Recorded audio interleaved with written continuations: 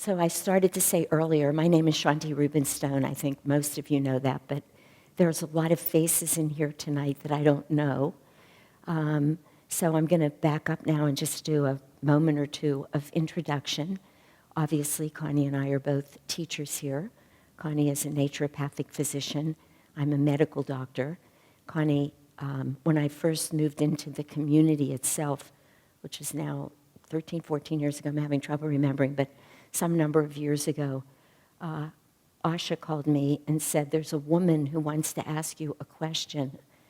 And I'll just share this. This has nothing to do with tonight, but it's comical anyway, is that I had just left a position of having the third largest medical practice in the entire United States and teaching at Johns Hopkins and like that. So I was in the world, a lot of teaching, just a fairly big presence. And when I left, I'd moved to Baltimore for a few years, and it took me about 3 years to realize it was a huge mistake for me, and then 2 more to extricate myself from it, because I just needed to be in California. I mean, the truth is, I needed to be here with Ananda. It wasn't all that totally clear to me at the time, but it doesn't matter.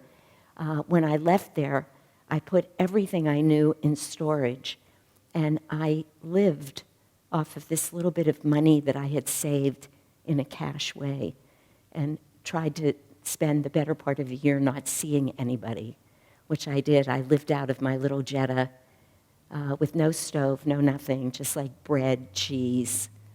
Anyway, it was a very fun and profound year.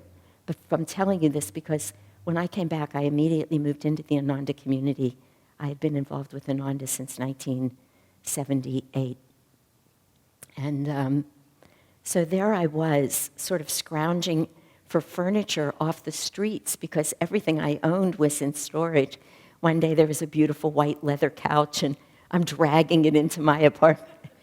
It was an embarrassing place. And Asha calls me and says, there's a woman I'd like you to meet, and she has a question she wants to ask you. So I said, sure, send her over. So Connie walked in, and I'm telling you this because anybody else would have turned and run screaming from the room, like, this is a physician. I mean, I had this stuff from the streets. It was really something. But I think, honestly, within 2 minutes, we knew that we knew each other. It was an extraordinary reconnecting, although we had never met on this physical plane or in this life before. And just immediately decided that we were going to work together and be together. Not easy for a naturopath and an internist, but what we very quickly came to see, and this is relevant to this class, is that Connie and I do exactly the same kind of work. We treat people exactly the same way, but it's like Divine Mother set us up with different turnstiles. So people come to her when they think they want one thing, naturopathic medicine. They come to me when they think they want something else, which long ago quit being internal medicine. That also is not important, and it doesn't matter. But they're drawn to me for a certain reason. But the truth is, she and I have always known that once we're with people, we're doing the same thing. And really, in essence, what we're doing, and what I hope to be able to explain to you over the next 4 weeks, is what, and I think Connie coined this phrase, if I'm not mistaken, but it's perfect. I call my practice transformational medicine. So helping people literally transform their lives. In the words of Paramahansa Yogananda, look at things that we would once consider obstacles and turn them into opportunities to grow. So my practice and my business cards do say transformational medicine. Connie's do not say that, but in essence, that's what she's doing too. And other than the fact that she has an unfair benefit because, you know, very often when people come to you, an unfair advantage, people come to any doctor, by and large, they want you to give them something to make them feel better. People like leaving the doctor's office with something. And I very quickly learned, although I prescribe a lot of medicines, I'm not at all against medicines. I'm not for or against anything. I'm exactly for whatever it is This is not about me now. This is about the class. Whatever it is that you need to take your next step towards wellness, that's what I'm for. So when somebody comes to see Connie or me, and probably many other people in the world, you're coming in front of somebody who's going to sit and be with you and know you. We might know you by spending an hour and a half the first visit, asking a lot of questions, but we also know you the way you all get to know people. We notice how people dress, we notice how they hold themselves, we notice how they speak, we hear the words they tell us, not the words, but how they choose to express themselves. We ask questions like, do you have anything to do in your life with religion or spirituality? How's your relationship with your partner? How's sex for you? Are you two getting along in all these ways? How are the kids doing? Because we know that we couldn't possibly begin to treat anybody without knowing all of that about them. Now, the advantage that Connie has is that Connie uses natural medicine. So she could always write or say to somebody, here, take a little bit of this flower essence. And by the way, let's put an affirmation with it. Or here's some herb that's going to be perfect, or some natural medicine. None of it's ever going to hurt anybody.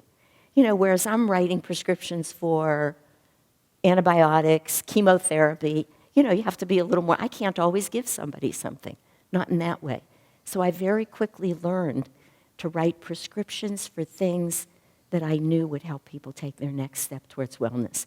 And who knows what that is? That varies for every person.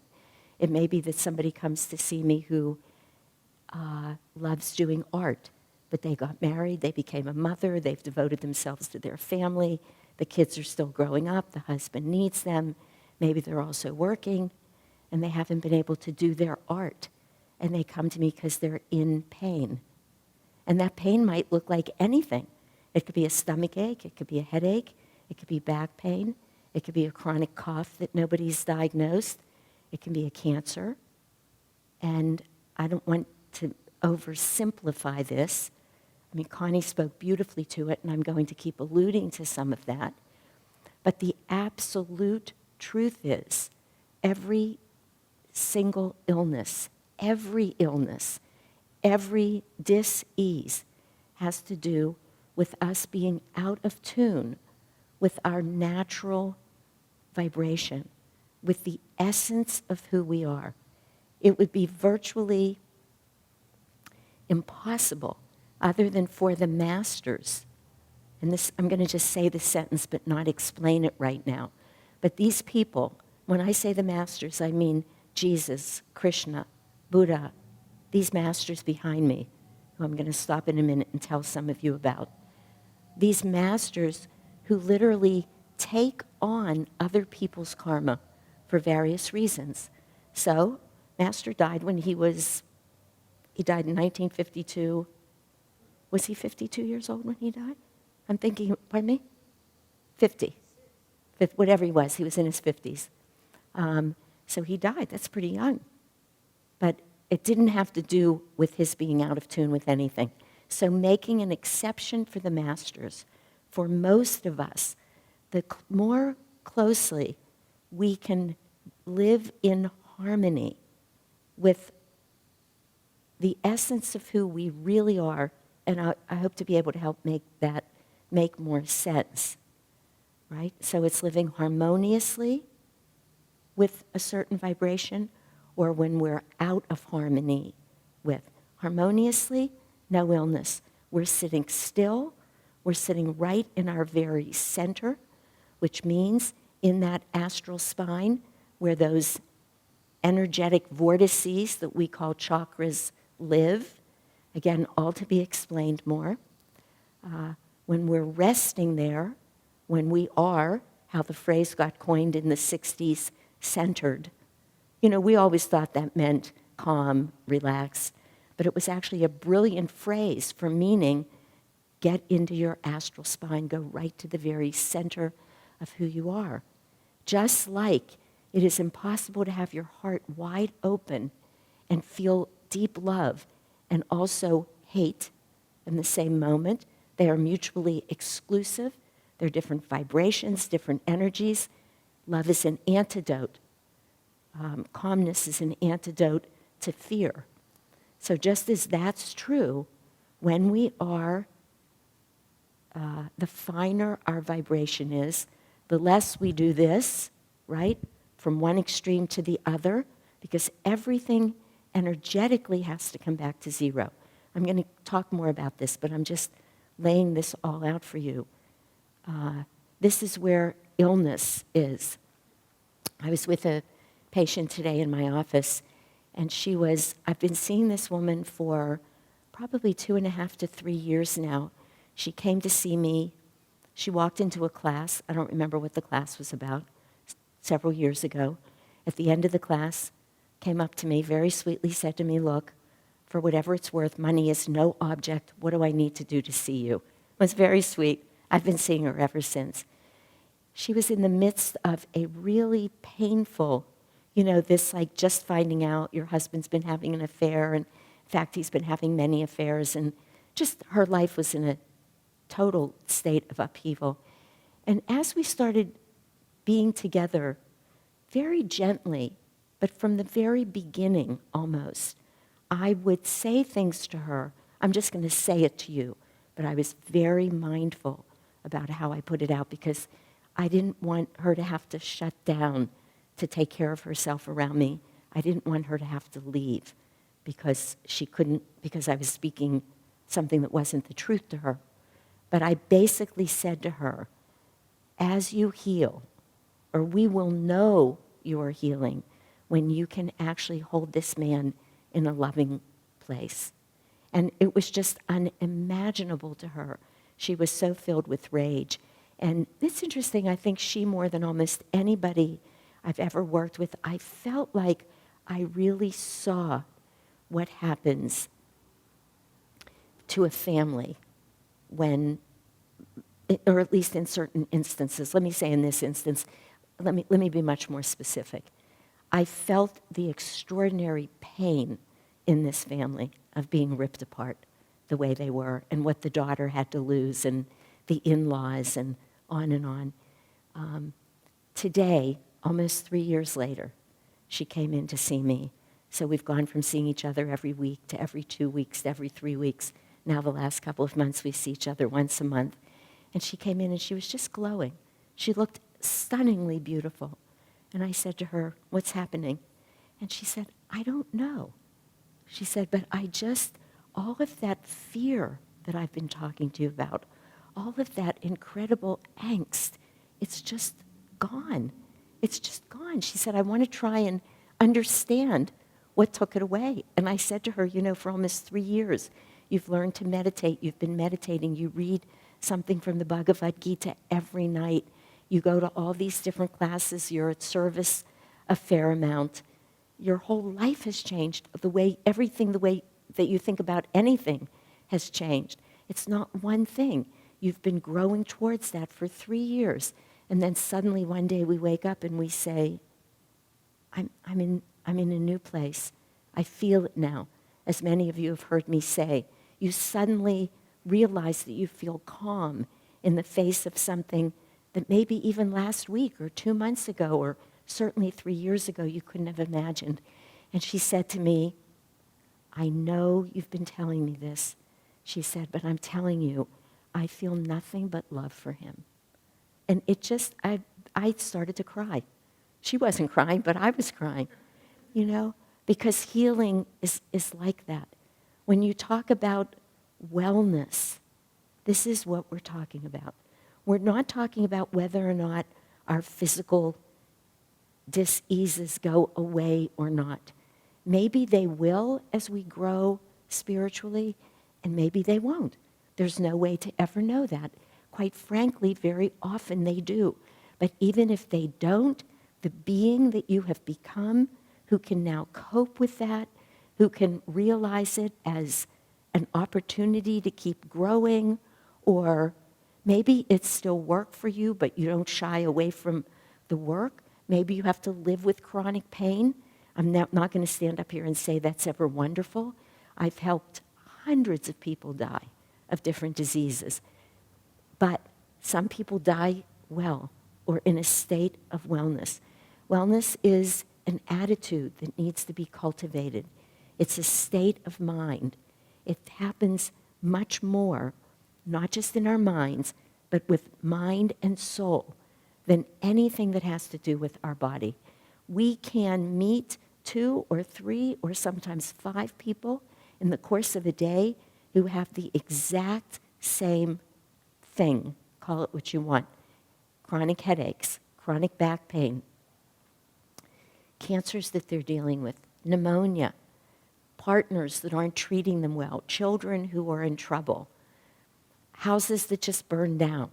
Whatever it is that happens, whatever that circumstance is, if you sit down with 3 or 4 or 5 people, everybody's dealing with it a little differently. It means something different to everybody. So what makes us well or not is not what's going on external to us, no matter how dear it is to us. Several of my friends have had children who are addicts or alcoholics, who have wound up on the streets or in jail for various periods of time, or stealing from them, or worse yet, committing felonies outside, or worse yet, killing somebody. So I'm talking about whatever it is. Whatever it is.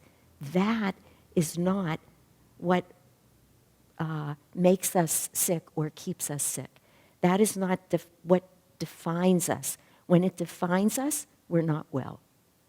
When we can begin to allow ourselves to change in ways that show us how to live with whatever it is, even when it's that painful.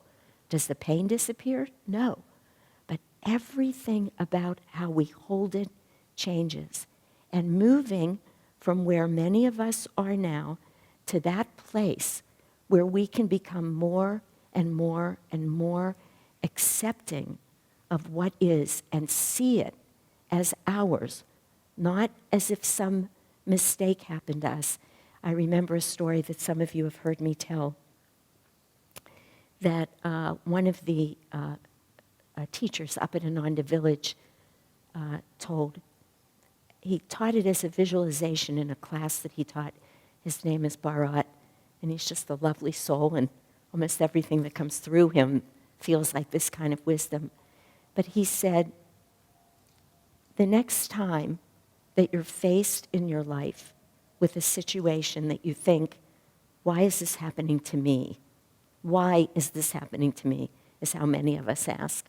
Or that if you do like I do every once in a while, where I sort of look to God and I say, really? Are you sure? Like, this belongs to me? He said, imagine you see a figure walking to you. And he did say, a beautiful woman. He said, imagine her in whatever ways you imagine, the most magnificent being that you can conjure up. And he said, many of you will imagine somebody with long blonde hair and in flowing blue or purple robes. And he said, and she's carrying something as she moves towards you. And as she gets closer, you can now see her eyes that are beautiful, deep blue eyes.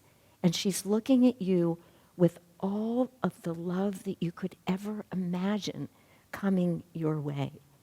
You feel loved by her. And she's just walking in a regal way towards you. And as you get closer, you see that what she's holding is a solid gold, beautiful platter. And then when she gets right near you and is offering this platter to you with unimaginable love on the platter, imagine exactly what you thought didn't belong in your life. It was so beautiful. There's never a mistake about what happens in our life. Never a mistake. It is a scientific impossibility. This is what Connie was saying to us before. Now I'm going to go back, and I want to start where Connie started. But remember what I'm saying to you now. Nothing can happen in your life that doesn't provide you with a perfect opportunity to learn and to grow spiritually. And we're starting this class with the assumption that the whole purpose of life, that we're all on the assumption that we're all on the same page, but with the truth that the purpose of life, of every life, is to give us an opportunity to grow spiritually. There's no other real reason why we're here, even though we forget that. And we get sidetracked, confused, drawn, magnetized, right? Hypnotized by what? Ever? Wanting to do well in school, wanting to go to Stanford Medical School and become a great physician, wanting to have the perfect children, find the perfect partner, get the perfect house, get all the shoes that we love, all the clothes. Doesn't matter. I don't even want to say it with sarcasm in my voice because all of that is totally fine. What's wrong, of course, is that we expect that's what's bringing us our happiness. So we all spend all of our lives looking outside of ourselves for these things. We do. Now, I'm preaching to a little bit of the choir because you're all here. You all came to a class at the Ananda Church of Self-Realization that was called How to Be Truly Well. So something drew you all here. So we are blessed in being that small percentage of people who has a kind of awareness that the vast majority of people still on this earth do not, and I'm aware of that. But I would say it's probably true for most of us. I'll speak for myself. We're still magnetized and hypnotized and drawn towards a lot of things that are outside of ourselves. That doesn't change the truth. Whether we know the truth or not in any given moment doesn't change it. Connie's husband used to, once a week or once a day, I think for a while, send out these beautiful sayings, which you could tell he just put so much energy into finding them. This is one that he sent several years ago, but it just rang, many of them did, but it rang so true for me that I kept it.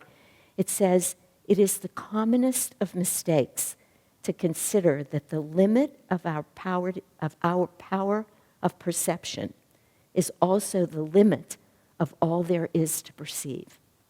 This is so extraordinary.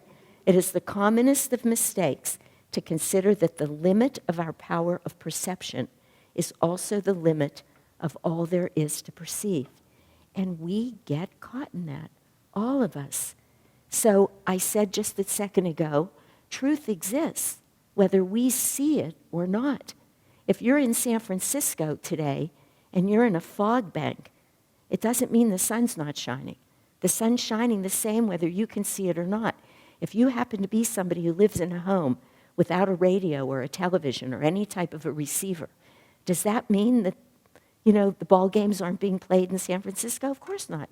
The ball games are being played. You just don't have any way to receive them. And we get fooled. And it sounds silly, but if you pull people out of some tiny little village there are less and less third world countries anymore, but there are still some of those little villages in third world countries. A while ago there was, I forget how I saw this. I saw some little documentary or short. Maybe many of you did too. They brought some young men who were in this colony in Africa where older men had taken in all of these orphans, thousands of orphans, and they were taking care of them and raising them. I mean, they were living,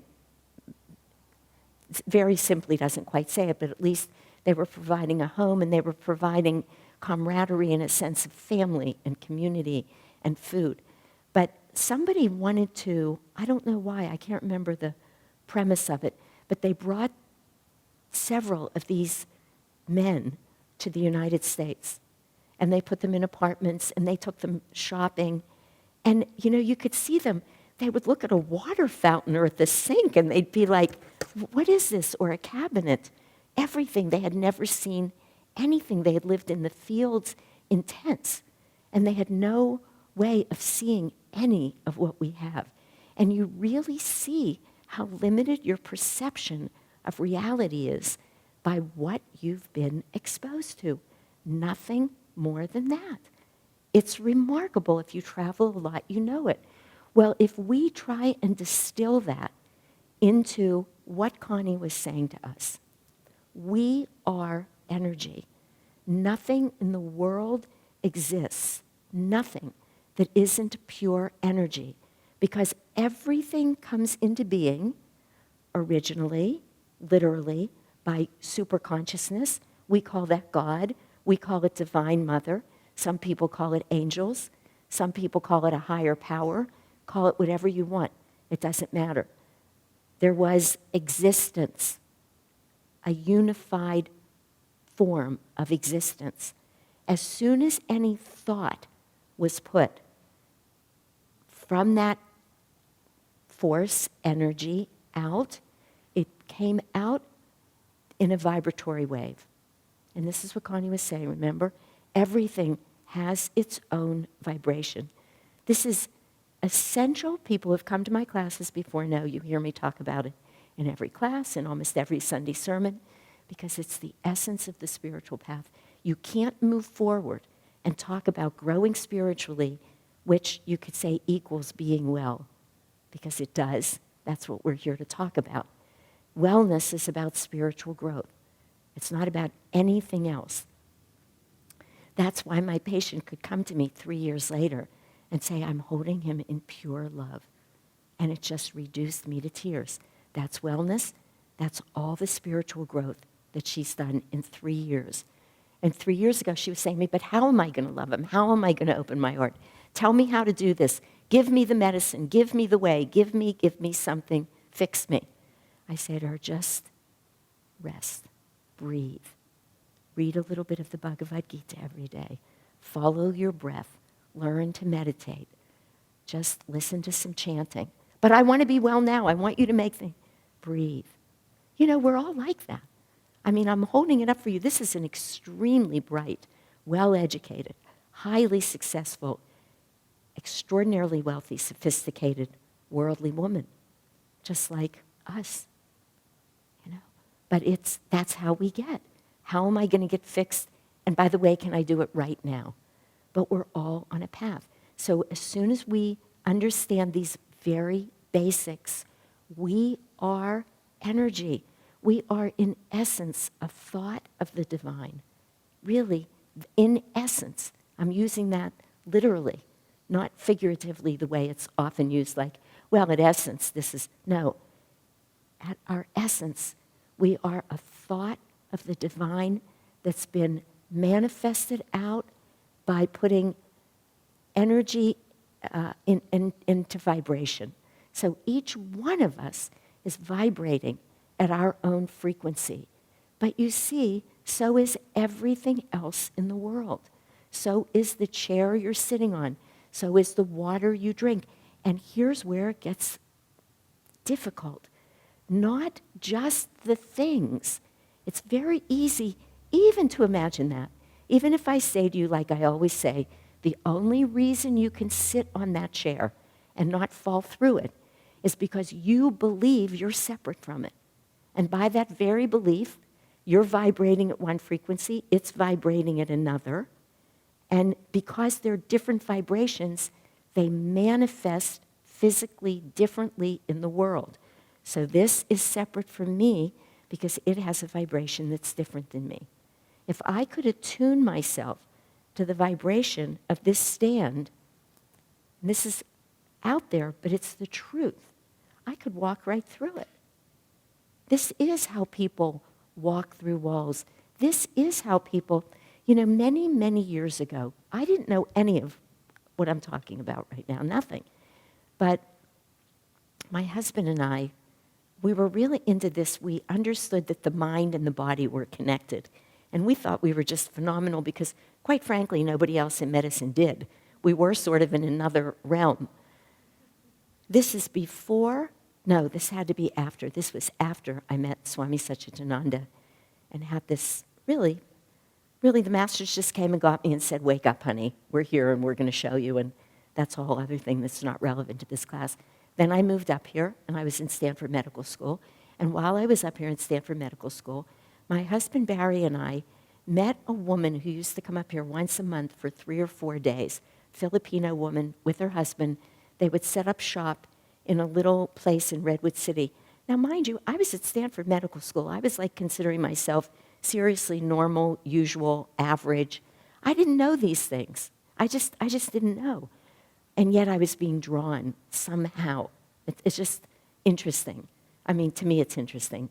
You know, I'm sure your lives are interesting too. It's like, whoa, all this was happening totally aside from me.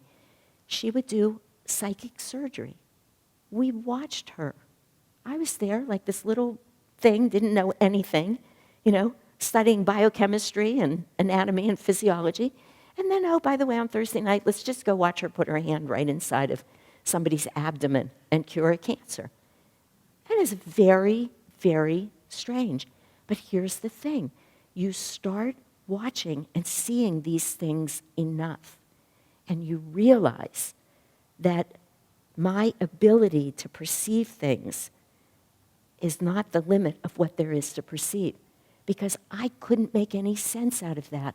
But she was so able to attune herself in a vibrational way to that person that there was no separation between her and that person. So now, in these next 35, 40 years, I've had so many experiences. I've watched so many things that everybody would call miracles, not just phenomenon like that, but watching people comfortably speak a language they don't know just in a moment. Whatever. You know, on Sunday, this past Sunday, I was sitting here. Some of you who come to service know, those of us who are light bearers put on robes and we sit in the front of the church so that we can do this blessing later. And this past Sunday, Asha was going to give service. But she got up and she walked out. At the beginning, there's a lot of reading and chanting and other things that happen. And Asha walked back into the minister's room. I thought she just had to cough and she's mic'd. But I was watching her because I happen to be the person in the church who, under most circumstances, will take care of most things when they go wrong or there's an emergency, or I'm the manager of the church, I'm one of the light bearers, I'm, just sort of have myself disseminated everywhere here. So I was watching her. She didn't come back. So I said to myself, 5 minutes past, 6 minutes, this is a true story. I said to myself, okay, what if she's just doesn't come back? Like, what if she got sick and she just can't come back?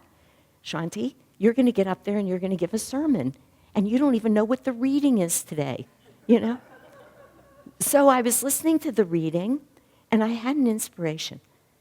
And it was an inspiration. But I'm telling you this to talk to you about energy. I want you to remember this.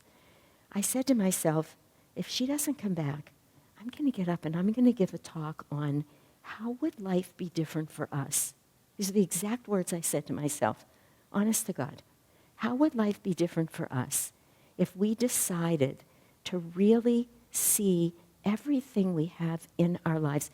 Now, mind you, we're speaking to people who are making spiritual effort. We're not just sitting back wanting to gather huge bunches of material things or hurt people, or to see what we have in our lives as perfect and embrace it and see what we could learn from it. How could we grow?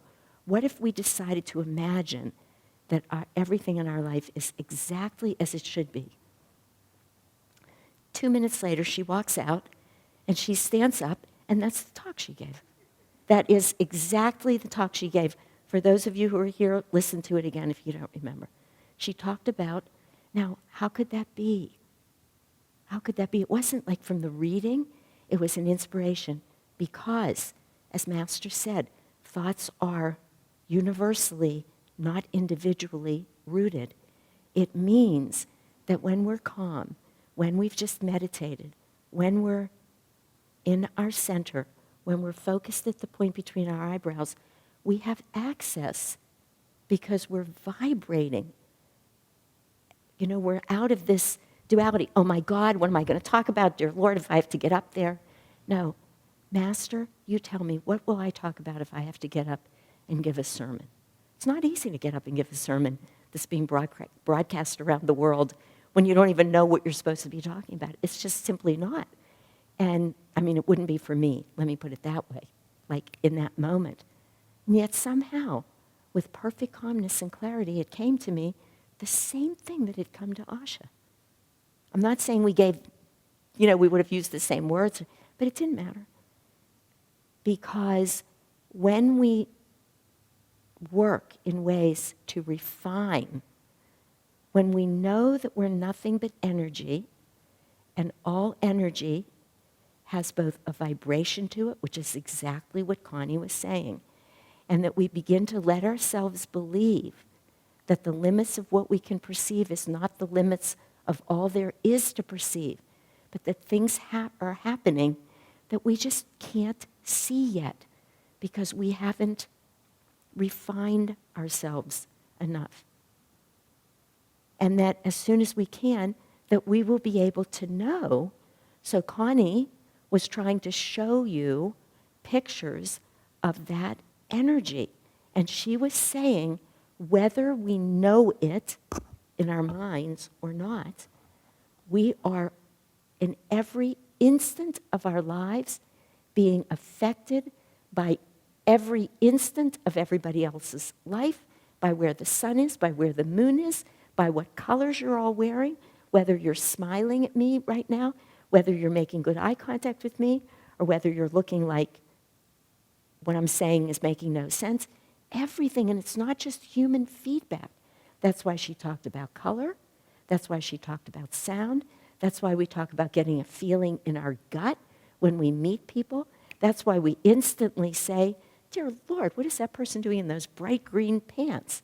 Because it's affecting us every single, I want to say thing, but you see, it's not things. Because here's the other thing, thoughts. And this is, you remember the first quote Connie put up there? I want that quote. I'm not going to be able to quote it, but what Einstein said in the end, he said, everything is energy. This is a quote, I remember. He said, that's all there is to it. Like, get clear about it. Everything is energy. And at the end of that quote, he said, this is not philosophy. This is physics. This is Einstein saying. Einstein also said, the illusion that we are separate from anything is an optical delusion of our consciousness. Trying to say, when you calm down, there's no way to do this, by the way, except meditation. There is no way. You can't think your way here. You can't analyze your way here. You can't rationalize your way here. You can't get logical answers, even though, as teachers, we're trying to appeal to your logic to get you to keep coming back. But that's not ultimately what transforms us. So all of the brilliant things that Einstein and Ralph Waldo Emerson and William Blake in his poetry, and you could just go on and on. Mahatma Gandhi, anybody, of all the brilliant things that they said, it's not going to be what it is that allows us to be well. The only thing that will allow us to be well is when we consistently and repeatedly put ourselves in a position to more and more finally attune ourselves to something that is beyond mind, something that we can never logically know or figure out. Okay, let me stop for a minute. Does anybody have any questions or comments? No? Diane. Pardon me? You went to the same woman? Oh, I don't think the woman who I knew is still alive, but, 40 you said. 40, I thought you said 4. So you went to her 40 years ago. Yeah. She was a fabulous woman. Yeah. Those things, psychic surgery now, and watching people be able to speak languages they can't speak, or walking into a room and having some spiritual teacher say to me, answer a question that I haven't voiced out loud, which happens a lot and has happened in my life a lot. I mean, I could just list, many of you have heard me tell many stories, medical stories. They're miracles. knowing things that I couldn't possibly have known, intervening right at a moment where somebody's life gets saved. It had nothing to do with me, nothing to do with me other than that I was being used as a channel. You know, I tell these stories all the time because they're perfect examples of a real live human being, sort of with, you know, a big personality and, you know, the pain in the rear end at times, and just like we all are, who has these things happen as a way of saying, this is what's possible. And all we need to do is begin to believe that it's possible, begin to understand that the energy is what is being made manifest. It's exactly backwards from how we all think of it. That's why those Kirlian photography pictures of the leaves are so compelling. You have a leaf, you photograph it, you cut half the leaf away, the whole energy of the leaf is still there. Nothing happens at the energetic level until, if we try and affect it physically. You see, nothing can happen until we affect it energetically. And that's what we're trying to get to figure out how to be well, how to feel more uplifted, how to be more expansive, is to learn to plug into energy, learn how. How many of you in this room have taken meditation 2 here? You're taking it, yeah. So, good. Just a couple of people have not. But in that, when we learn the energization exercises, which is what meditation 2 is about, they're brilliant. And Paramahansa Yogananda devised these in the early 1900s. It was literally, as Swamiji says, Master's, one of Master's many, but a main contribution to the science of yoga, because he gave us a way with these bodies, since we're all here and since we all have to operate on the physical plane, and of course we do. And the better we get at it, the better off we are. So we have to learn. We don't touch things that are hot. We don't walk out and walk in front of a car. We start paying more and more attention to our intuition in a silly little way. I was just talking to Heidi, who had misread the whatever she read online. She thought the class started at 7, but she comes from Oakland. So she was over here to avoid traffic for hours, just looking for things to do. Something in her was saying, I should go to the church, I should go to the church. But in this instance, she just didn't pay attention. But it's always there if we learn to pay attention. And it's not some magic. Why would we want to do it? Why do we care about what colors we put on our body? Why do we care about that at all? Why do we care about sounds around us? What music we play in our house? The company that we keep. Why do we care? We care because that energy is having a huge impact on us all the time. You know, I've been on a spiritual path, consciously, thoughtfully, on a spiritual path since I was 25 years old. I came in as a practicing Orthodox Jewish little girl, insisting everybody around me do that. So I was looking for God. I mean, right from the get-go. I didn't know that, though. I wasn't really conscious about it. And I wasn't all that inquisitive or bright as a child. I really wasn't, but clearly that was my reality.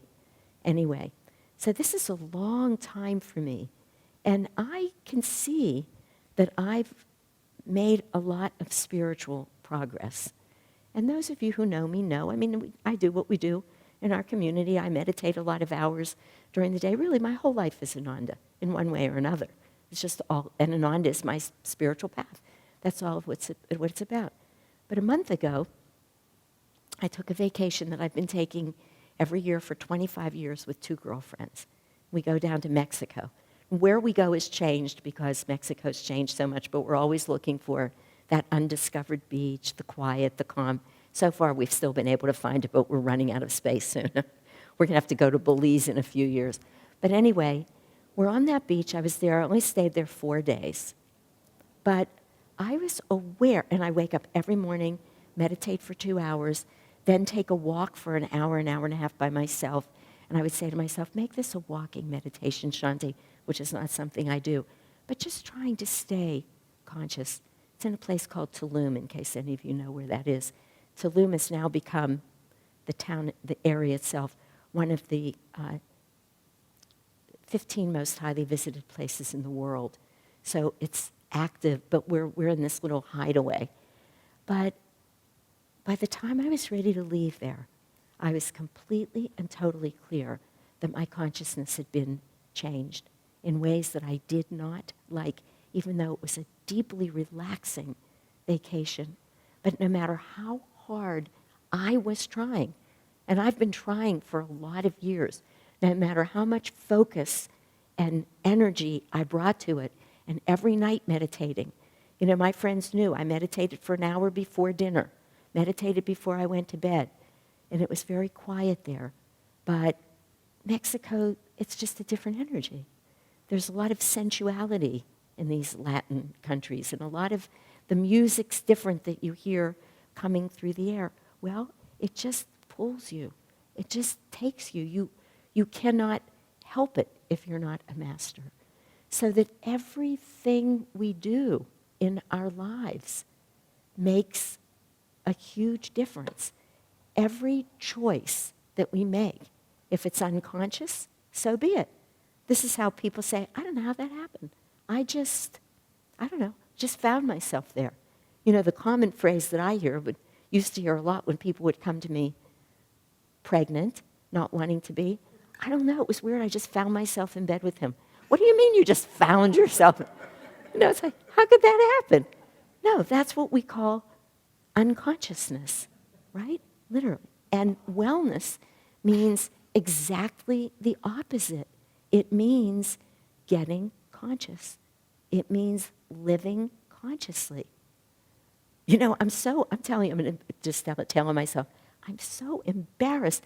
I said to myself when I left the house this morning, and it was cold, and I put on these tights and this. Many of you know I almost always wear white because I've taken vows that say to wear white. And 90% of the time, I'm in something white. Then I never made it back to change clothes today. And as I'm walking in there, I'm thinking, dear Lord, I'm going to be talking to these people about color, and I'm in this army green and black. This is wrong. But you know, it's a very interesting experiment, because you can ask yourself as you look around, not in this room, not right now, we don't want to make anybody paranoid, certainly don't make me paranoid.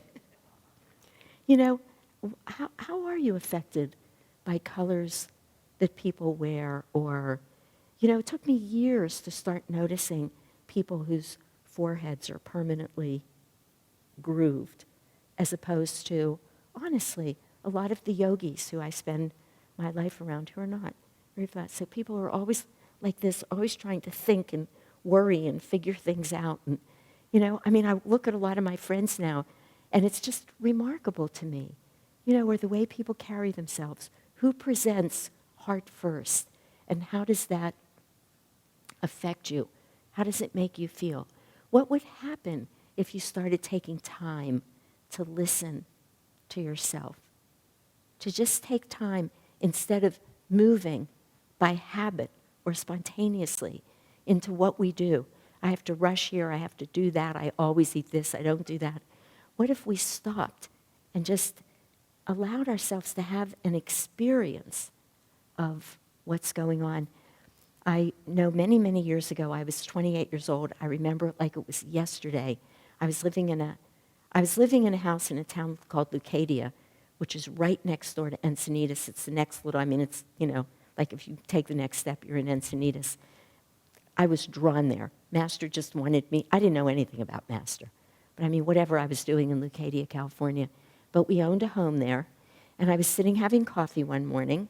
And I know some of you have heard this, but I was drinking this coffee, and it was cold. And I said to myself, I hate cold coffee. And then I said to myself, but you always let your coffee get cold. And this was just going on in my mind. Why do you do that? And then the thought came, you know, your mother loved cold coffee. She always intentionally let her coffee get cold.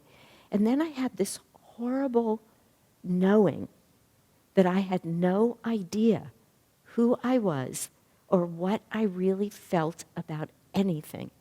I realized this. It came to me in a flash. I was literally left me trembling that I had been living unconsciously all of my life until then. And so I promised myself, this was really insane. God loved my husband. He let it go on for almost 3 months, that I would never answer a question in the world or make a decision about anything with anyone until I had thought about it for 2 minutes. Now, you try and relate to somebody who's thinking to everything you ask them, sitting there, 2 minutes. I mean, one day, finally, my husband said to me, "You're done with this. If you don't know who you are right now, get over it. You're done." I mean, literally, it's what he said. But you know what? It was nuts. But it was an interesting kind of nuts. And it taught me a lesson. It did teach me to start allowing myself to feel things. How is this for me? How do I feel about a food, a person? Because what came to me that day is, how do you know how you feel about anything, Shanti? How do you know how you feel about relationships, marriage, certain foods you've always thought you liked or didn't like, or just anything? You can extrapolate it out into anything. We have to bring a kind of willpower to getting conscious. That's why these energization exercises, the whole point of them is to learn how to draw energy in through the medulla oblongata, which is, and we'll talk about this with the chakras, how all energy comes into our body, not the energy that just bombards us, but when we learn how to bring it in. On Monday night, we're having this meeting at my house every other Monday night for 9 months. It's called People Who Are Taking a Sadhaka Training. Doesn't really matter what it is, but there were 22 people in my little tiny house meditating, and I had plugged in one of these huge coffee urns. And I didn't realize that once the water gets warm, if it cools off again, it automatically starts itself. So in the middle of our meditation, this coffee, that sound, and I was there, and it was my house, and of course I felt responsible, and I kept saying, "Just let it go, Shanti, just let it go." And later I made a joke about it, and Connie's husband, who was there and who's taking this class, said, "I just heard it as Om." It was so beautiful. I mean, it was exactly, so he wasn't going to be bombarded with anything. He drew it in and took it through the medulla, literally, to the point between his eyebrows, and let it be the sound of Om. It was such a beautiful solution. So these energization exercises say, here's what you do. You're in a sea of energy. There is nothing but energy. Let's learn how to draw that energy in, experience it, and place it where you want it. So it teaches us. We go through almost every muscle of the body, tensing, relaxing. And it says, tense with will. This is what Yogananda wrote. Relax and feel. Tense with will, a thigh, relax and feel. And without knowing it, you do these energization exercises every day, hopefully, as you develop the habit. And soon, you become more and more and more aware of energy and how to use it and place it. And it's no longer a coffee machine. It's the sound of Om. And it's no longer kids screaming. You learn how to, and annoying you outside. You literally learn. And you don't have to think it through this way all the time. You find yourself transcending it. You find yourself expanding into such a bigger space than you ever thought you were, because when you're thinking, you're limited by your mind. That space becomes so large that everything around you becomes small and smaller and smaller and minor in comparison. And then you can figure out, it's no different than playing tennis, where they say you're going to play tennis, you get your foot back, your one foot behind the other, you plant your feet where they belong, you get your racket back, you keep your eye on the ball the whole time, and guess what? When you hit that ball perfectly, you know it the minute it hits the racket. You don't even have to watch where the ball goes, right? It's called the sweet spot. You know it. But it comes by bringing great will, concentration, focus. So the line of masters, one of many that's been quoted over and over because it's the truth. The greater the will, the greater the flow of energy. Now, many of us have heard that many times, but right now, let's let it in a different way. It's the truth. The greater the will, that means both our willpower, our dedication to something, our willingness to learn and grow, will in all of those ways, the greater the flow of energy. The more energy can just flow through us. The greater the will, the greater the flow of energy. It's the essence of those energization exercises. Not just being able to take energy, draw it in and place it, yes, but to allow more energy to flow more freely. Now, energy is basically, all energy is magnetic, right? And everything that's magnetic has a positive and negative pole, right? That means all energy, which we are, we're speaking about it as if it's something else, as if we can quantify it and put it here and put it there. But we are it, we're living in it, you know? It's almost like if you took a drop of red food coloring and you dropped it into a bucket of water. Could you then get the red food coloring out? Of course not. It's just dispersed. It's one and the same. In essence, as hard as this is for our minds to hear it, that's who we are in this whole world. We're just a part of everything. I keep trying to find a way to say that, but I want it to make sense. So Master says, one part of this is willpower, willingness, the flow of energy, because increased flow in energy language has increased magnetism.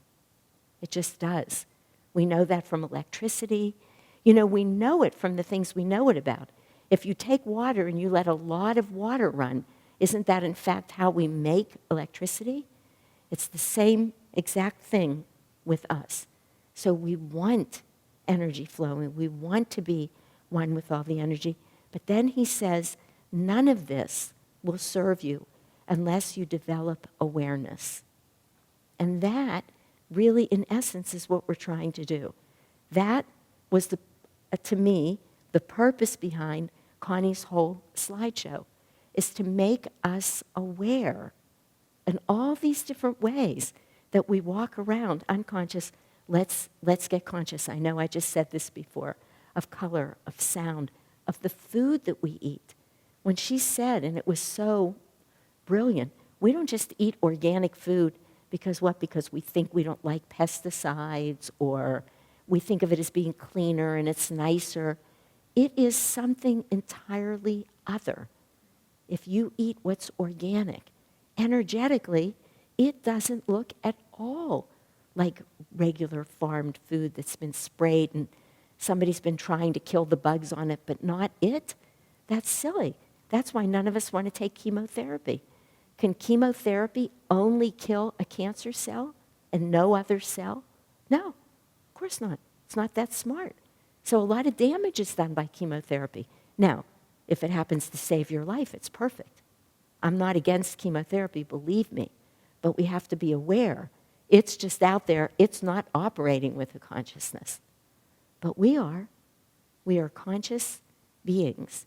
And so everything we're talking about here, we're talking about because energy can neither be created nor destroyed, but it can always be transformed. A physical law of the universe. So now Connie and I have spent all this time making this great argument to say it's all energy. Listen to how hopeful that is.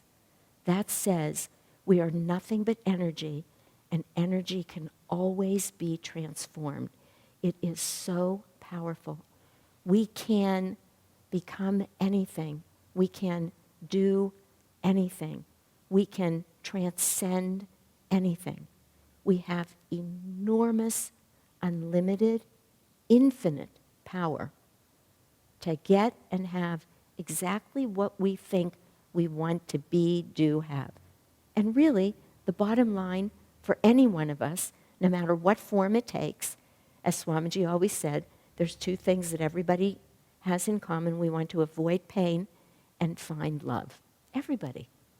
And here we're saying that since all energy can be transformed, and this is a leap of faith that we take here, that means that we can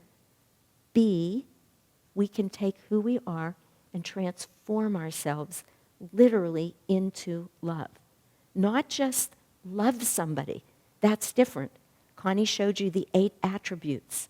8 attributes mean the 8 ways that divine energy manifests in this earth that's sort of measurable almost, or one can find it. Peace, calmness, sound, light, love, joy, wisdom. I think I forgot one, but the power. Yeah, how could I forget it? The 3rd chakra, we'll talk about that in a couple of weeks. But you see, when I did a seclusion, about a year and a half ago, I did a month-long seclusion. And I developed a prayer there. I don't think I developed it. That's not good wording. It came to me. I kept saying every morning when I would wake up, because it's so precious to create a month to be in seclusion. Everybody in this room probably knows how hard that would be. Everybody kept saying to me, oh, it's so great that you got a month. And I thought, what do they think? Like somebody handed me a month, took everything off of my plate? You know, I worked really hard because I knew a month would really be something. I could really go someplace that I wasn't going to be able to go in even a week of seclusion. But soon I found myself saying, let me be peace. I started out by saying, I'd like to be peaceful while I'm here. Peaceful, that's one thing. That's a feeling, it is an emotion. It's different to say, I'm going to be peace. You know, Socrates Socrates said, to know something is to be it. And there's so much wisdom and truth in that. So if we get to that place of knowing what divine love is, we are love. We are pure love. If we know peace, then we are peace. And in those states, when we talk about wellness, that's what we're talking about. Now, does anybody want to say anything or ask a question? If energy cannot be created, then where did it come from? Well, so I can only go back so far in that answer. Let me just say that honestly.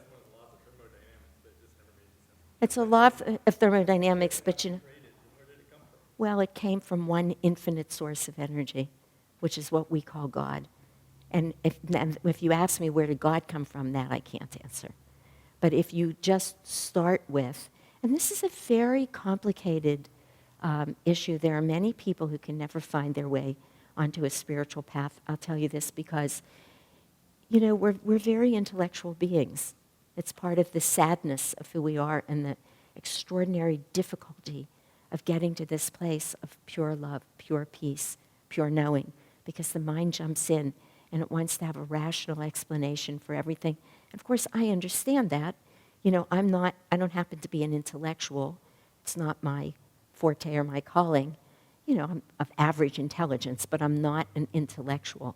Fortunately, I came in this time as an intuitive being, so I don't get stuck with those questions. But I totally understand, and my heart actually aches for people who do, because the mind cannot answer that question. It's impossible. But I will tell you what I've been told by every great spiritual teacher I've ever seen, and what I know from every profound spiritual experience I've ever had, and that is if we can move beyond the place, I'm not chiding you for asking this question, I'm just taking the opportunity to answer it in a very big way. And I really do mean that. I mean, it's the question. It's that question, and if God knew we were going to suffer on this long journey to get back to him, why did he create us anyway?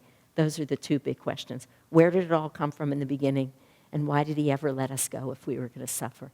And from everything I know, which is little, whatever experiences I've had, which are few in terms of what I'm about to say, and from every person I've ever listened to who I somehow know to be telling me the truth. I felt that way about Swami Kriyananda. I feel that way when I read Master. For many years of my life, I had another spiritual teacher who I spent a lot of years in India with, and many other people that I've met in this journey that I just know they're telling me the truth. Whether I want to live it or not, or whatever, that's all other stories. But I believe what the things they're telling me.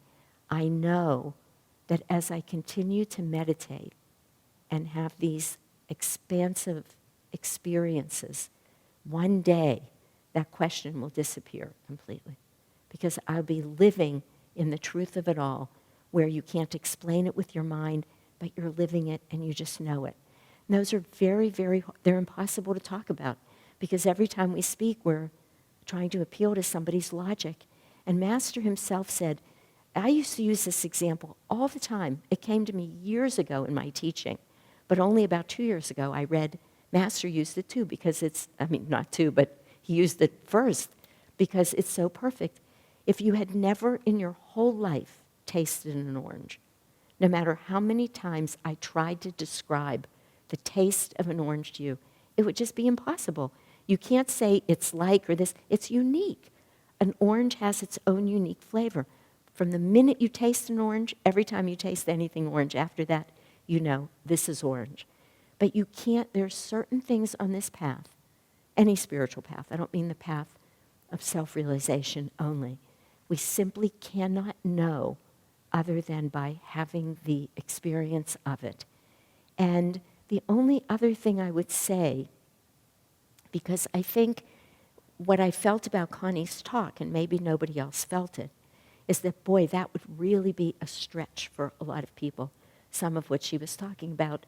And also because I'm sitting around and looking at a room full of people I don't know, and I don't know, you just wandered in off the streets from where, what's your history? Have you been meditating? Do you know all this anyway?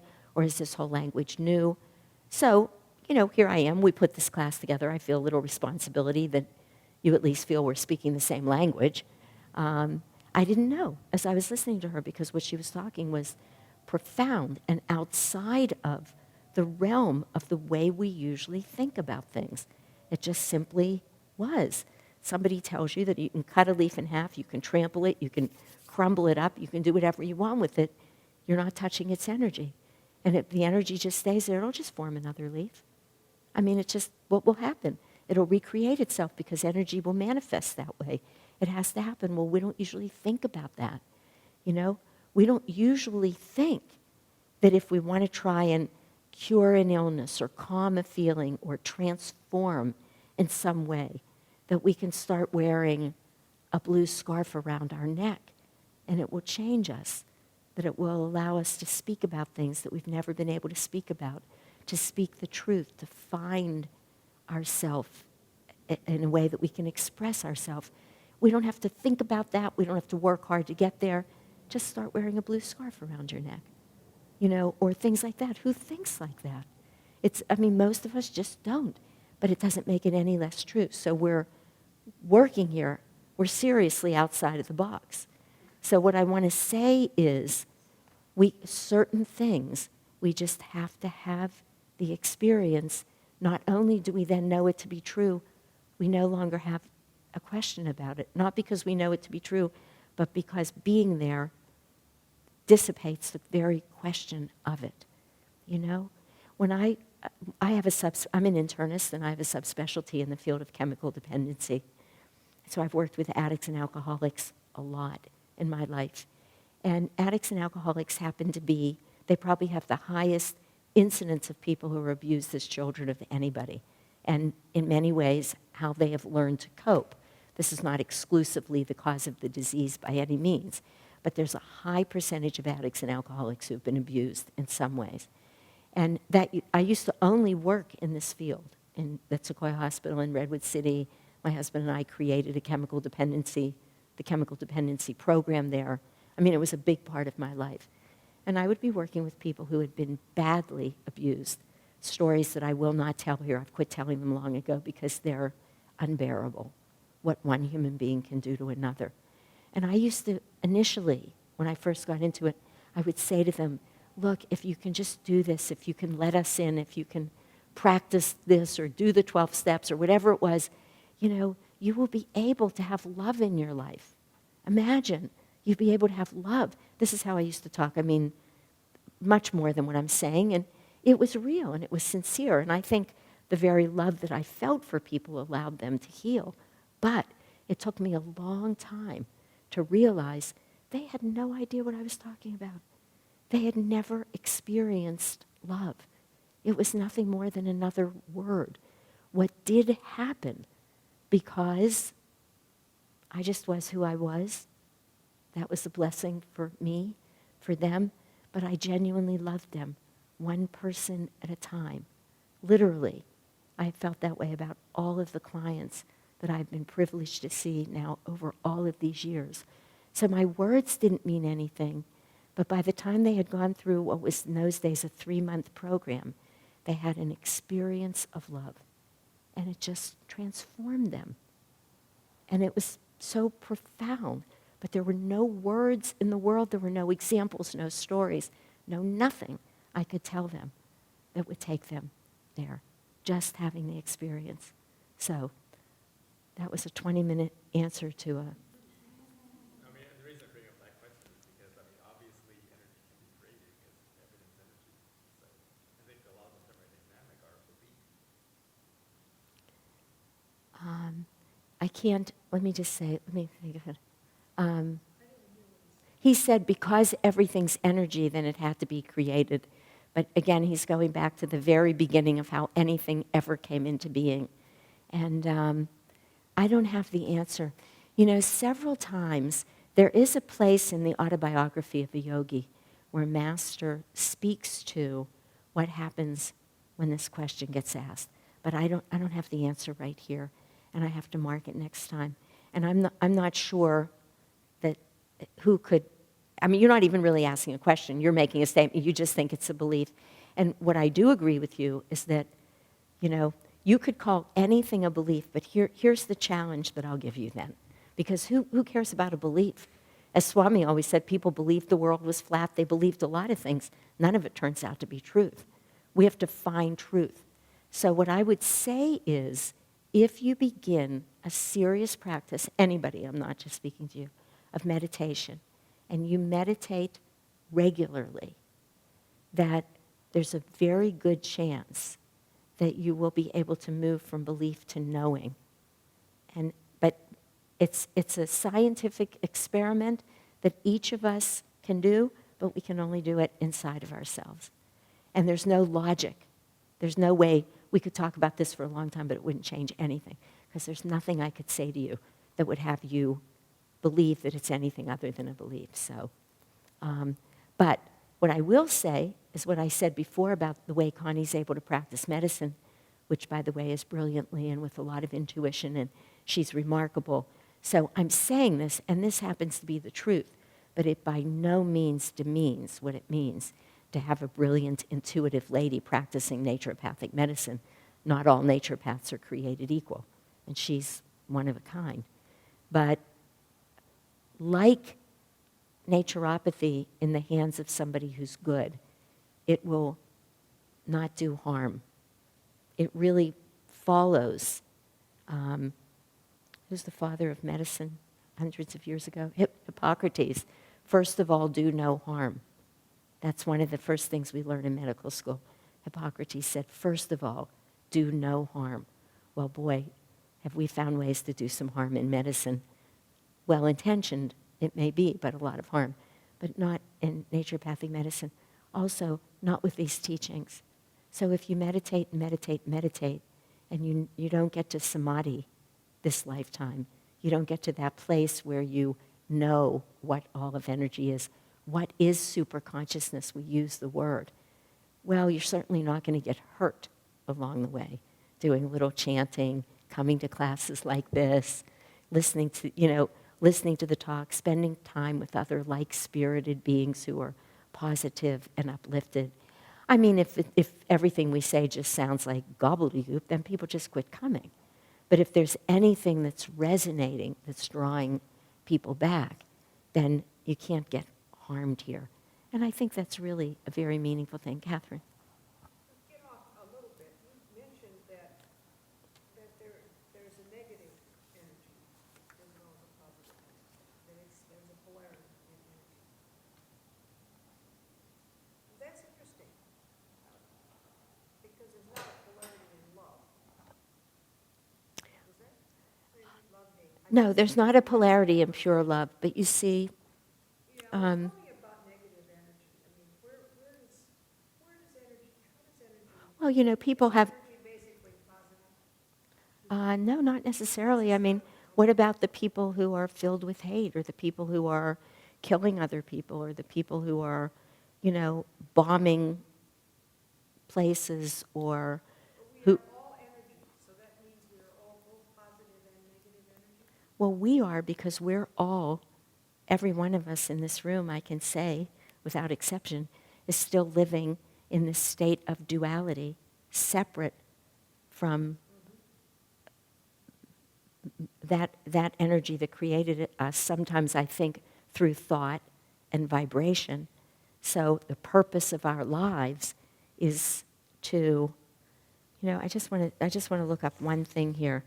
There's a book that Master wrote, and I want to, because one of he didn't write this book, but there's a series of 3 volumes where people have transcribed his talks, and one of them is called Man's Eternal Quest.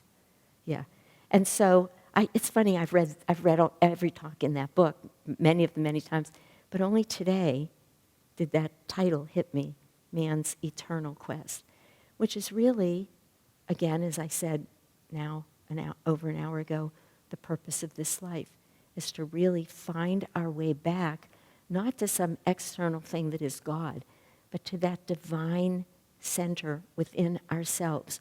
We are all part of that one big energy. We're just mostly living out at the periphery, trying to come back in from the outside, following a spoke of a wheel, which we call millions of lifetimes, back to that center, back to the hub, back to that one place. I mean, Master's analogy, or Swami's analogy, is a pilot light. And you can look at a gas burner, and there's a lot of flames like this, but they all are being fed by that one light. And I think that's a good image for who we are. But as long as we're in these bodies still on that journey, the soul's long journey, then, yeah, we have downward pulling, negative pulling. We get jealous, we get greedy, we get judgmental, we gossip, there's many things that many words we could use about that. It's the whole. Is there negative energy in the universe or only in human beings? I mean, would you say In a way, they're not. In a way, it's not separate. It's a. the essence here is the separate thing? The essence is the separate, which is unity versus duality. Wherever there's duality, there's going to be some negative energy. And depending on how far away from the source you are, it's almost as simple as that, then you're being affected more and more by these negative pulls, by, a lack of balance in our lower chakras. Is really what it is. So as you'll see when we talk about chakras, the very same chakra that can give us the power to do anything, to become anything, to have fiery self-determination, it's called, can also create tyrants and the Holocaust and many Holocausts and just a little out of balance. And there you have it. So it really is about refining energy. And in that place of perfect stillness, which is what love is, no, there's nothing pulling you out or away. All of your energy is in and up and at the point between the eyebrows. If you are, this doesn't mean like you just love somebody, human, like the human aspect of love. That's just how we get to practice, in a way, to understand truly unconditional, pure, divine love. Very different. Although we can try our hardest, and we should all be trying our hardest, to approximate that here. Many people find that more with their children than anything, particularly when the kids are little, because they haven't yet become problems. So it's really easy to unconditionally love a 9-month-old. It just is, you know. I mean, although I've heard parents literally come in terrified because they got so mad at their screaming 9-month-old that they actually had a fantasy about strangling them. I mean, healthy, normal people, you know. But as a rule, I mean, it really is true, but it's a practice. You know, I guess he's my stepson, but, well, my partner's son, they had a baby like 7 or 8 months ago, and she was adorable, and she really was a sort of cute baby. And I have pictures of her in my office. She would often sit like this from the time, you know, she was like born. It was amazing. And they would take pictures and say, look, Shanti, she's meditating. She's learning how to meditate. And I would say, she's not learning how to meditate. She came in meditating. She's unfortunately moving towards forgetting. But anyway, they sent me a picture last week. And, you know, she's down there and she's looking up at them. And she just does happen to really be a very pretty baby. She's got these huge eyes. And I looked at that picture, and there was so much love in that picture, that little girl. Neither of the parents were in it. And I immediately emailed them back, and I said, did you ever in your whole life imagine before Solana is her name, before Solana, that you could love anybody or anything this much? And of course the answer is no. Neither of them ever knew love like that. So we get to practice. Some of us get what we consider a perfect mate, but quite frankly, not many. That's pretty darn rare. Much better to practice with your children and a much more of a sure thing. And you know, it's just simply the truth. Probably everybody in this room knows it. Most of us have not seen these marriages that are 60 years long and they've loved each other every minute of their whole life. There are some, but rare. So, yeah, we're just here and we get to practice, and, you know, our job is not to get too hard on ourselves when we don't make it, but just keep looking to the light. Keep looking to the light. Don't get lost with either your mistakes or your questions or your doubts. As long as you're on the path, stay on the path. The most extraordinary thing I ever heard Master say is a room could be in darkness for thousands of years, but the instant you turn on a light, the darkness disappears. And if you think about it, he doesn't say what's obvious. I mean, he implies you can't argue with the light. You can't with the darkness. You can't get too rational and analyze it. Why are you here, darkness? How did you get dark? I really wish you would go away. I don't want to be in the darkness anymore.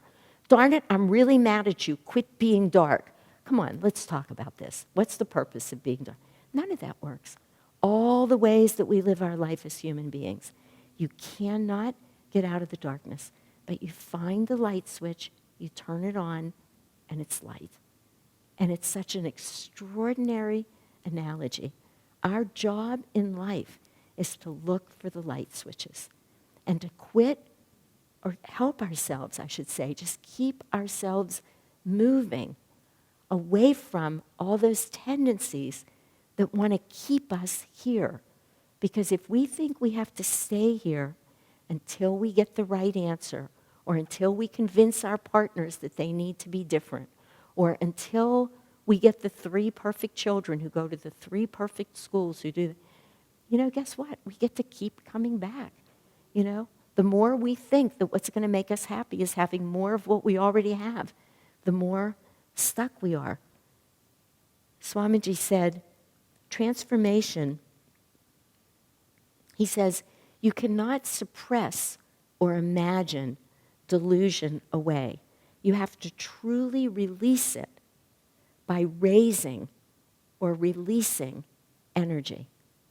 And you can't, there's a quote here that I'm going to take just 1 minute.